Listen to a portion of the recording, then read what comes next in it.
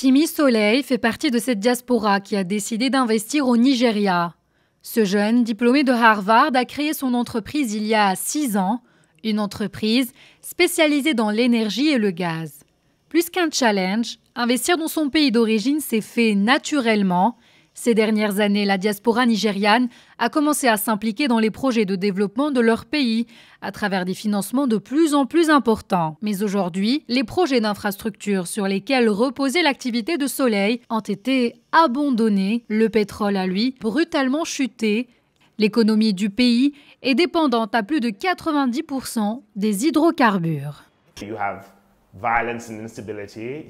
You have essentially a complete. La violence et l'instabilité touchent une bonne partie du Nigeria. La croissance économique est à l'arrêt et donc le prochain président aura du pain sur la planche.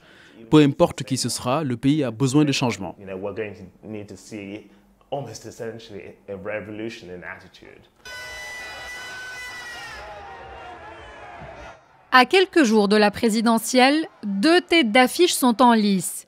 La convocation du corps électoral va déterminer les orientations que prendra la deuxième économie africaine pour les prochaines années.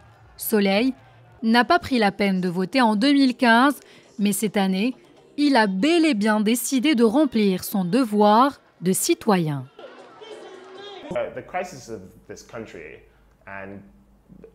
La crise dans ce pays et l'échec de ce gouvernement en particulier, c'était la recherche d'une autonomie financière du Nigeria.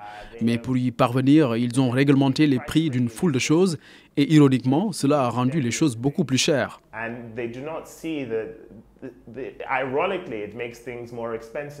Une situation que déplore Soleil et pourtant le président sortant Muhammadu Buhari a mis en place une stratégie de rééquilibrage et de diversification sectorielle. Une stratégie misant en particulier sur la filière agricole et le secteur minier.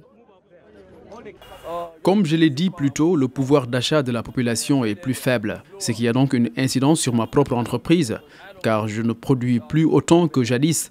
Donc à la fin de la journée, mes ventes seront inférieures à mes attentes, ce qui affectera également mes propres achats auprès de l'entreprise. Vice-président de 1999 à 2007, Atiku Abubakar a supervisé la libéralisation du secteur des télécommunications au Nigeria. Les investisseurs étrangers ont salué son engagement à faire flotter partiellement le Naira, à restructurer la Banque centrale, à privatiser la société pétrolière d'État et à créer un fonds de 25 milliards de dollars destiné à soutenir les investissements du secteur privé.